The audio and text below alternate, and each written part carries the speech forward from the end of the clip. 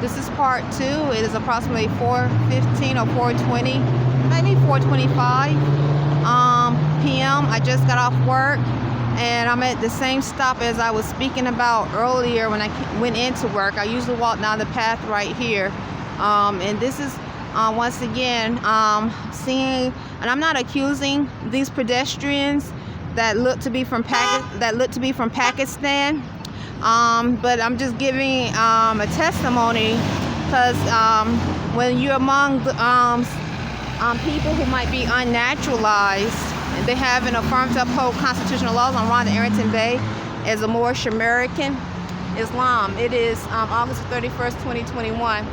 This is Tuesday, and that means they haven't affirmed or taken an oath to uphold constitutional law of 1787, the 13th Amendment with 20 sections, and all 4 of Abraham Lincoln's proclamations.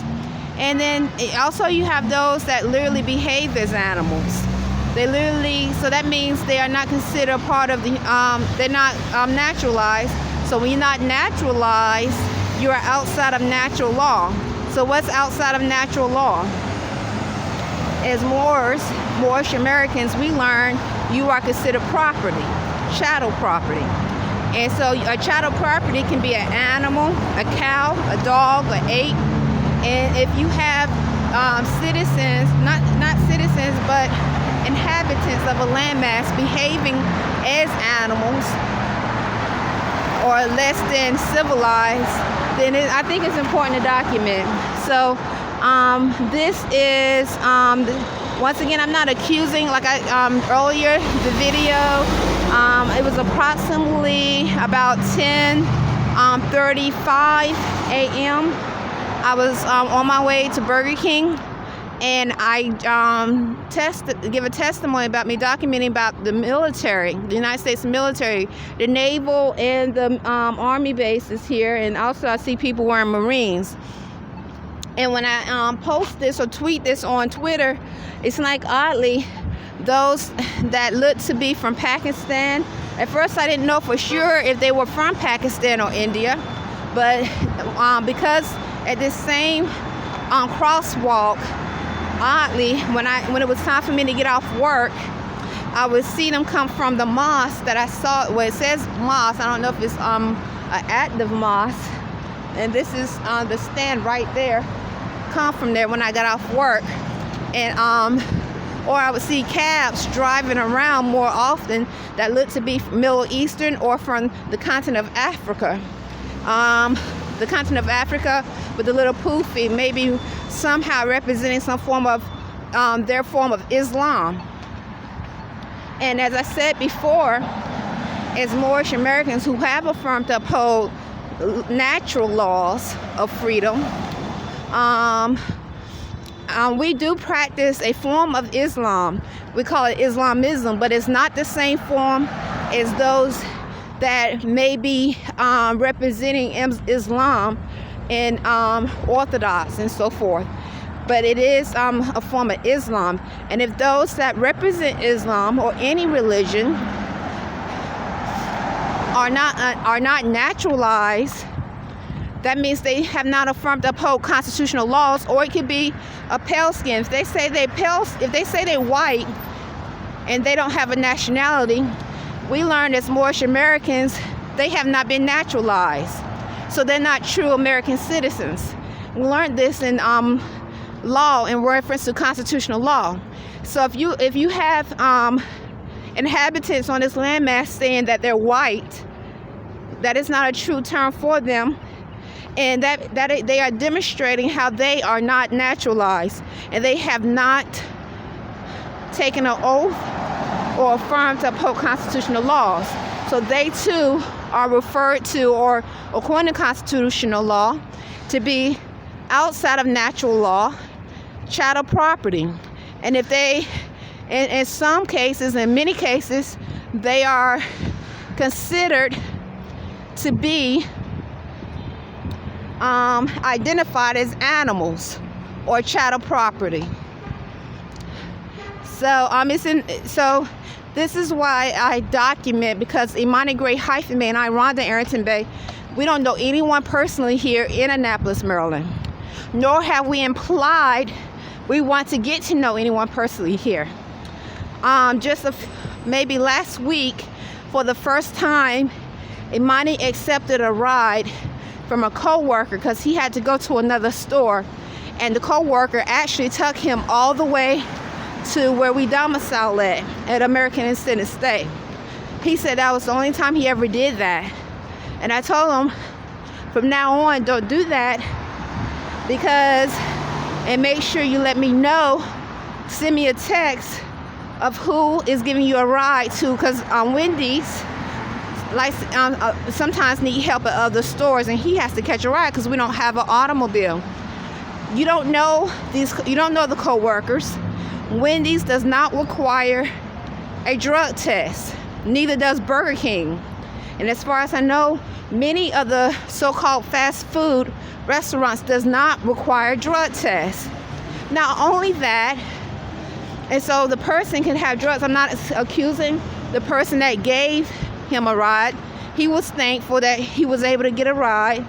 But if that person have illegal drugs, or even an illegal arm of some sort of gun, or something unlawful, and just so happen the police pulls them over, whoever he's getting a ride with, and they search the car and find a gun that's not registered to that person or was used in a crime of some sort, even though Arrington-Bey, my oldest son, has never been involved in any type of criminal activity, he would be charged, or be possibly charged, or be possibly charged as being a part of that situation with her. Whatever they might register the gun to, or drugs.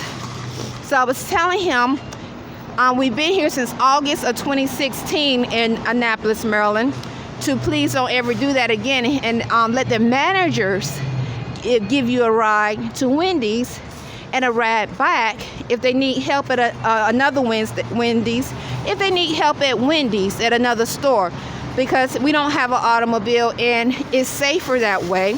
And also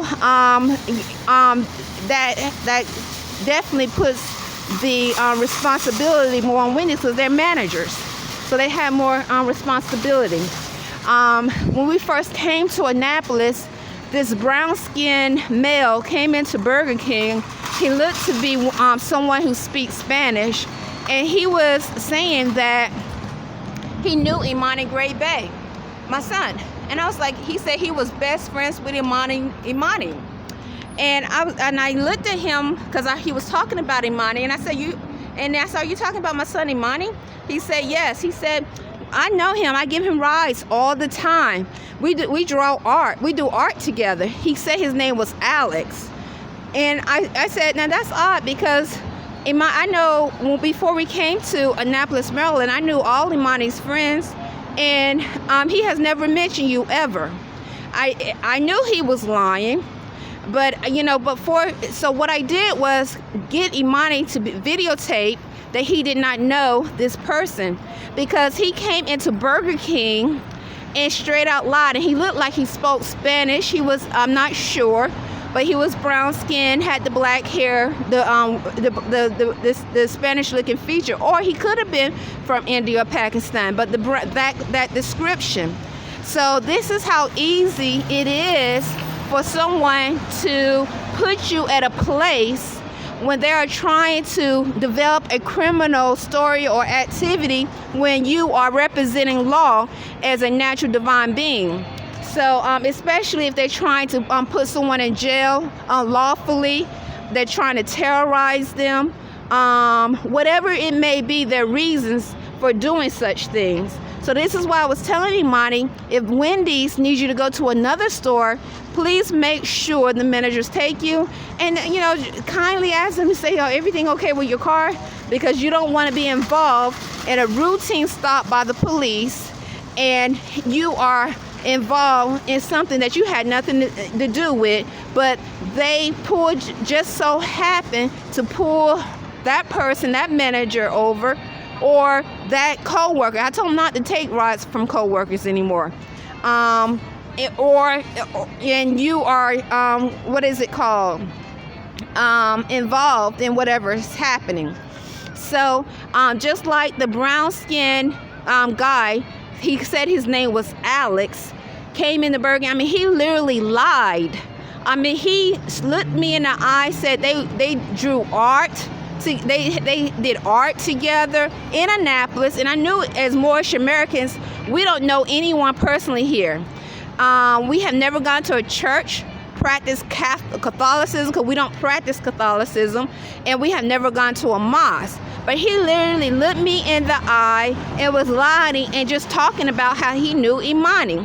Imani said, and this was maybe a year after working at Burger King, or possibly. Anyway, Imani said maybe when he first started working at, not Burger King, Wendy's, he might have knew a co-worker that worked at Wendy's named Alex, but he doesn't remember him named Alex, and he never taken a ride by anyone. At Burger King, I remember Jet, a co-worker of mine, she asked me, she said one day as I was walking, she said, I just got off work, I was getting ready to leave the parking lot of Burger King. She asked me if I need a ride, and I told her no. And I remember, I think it was either that, a day after, she asked my son, she says, "Is that your son?" I asked your son if I could give him a ride, you know, and because I saw him walking, and he told me no. And I told Jet, she still works at Burger King still today. She's considered pale skin. I don't know if she claimed a nationality, so that would be my description. That we don't accept rides from people usually we don't know, because we don't know anyone personally here in Annapolis, Maryland. So Islam. So this is important to state, especially when you're among those who might be representing a form of unlawful acts, whether it could be maybe because if you unnaturalize and you are the military, then that could be considered what you want to say. You could be that military entity that's unnaturalized could be considered vulnerable to be used by a foreign entity. And that's the same with a police or any inhabitant, because when you're naturalized in the laws of freedom, it doesn't mean you're definitely going to behave as a true American citizen, but you have been naturalized, and it does give you a form of responsibility within just the word naturalized, and I have affirmed or taken an oath to uphold constitutional laws of this landmass, Islam. I'm Rhonda Arrington-Bey, and Imani Gray-Bey and I, Rhonda Arrington-Bey, was naturalized at Moorish American National Republic.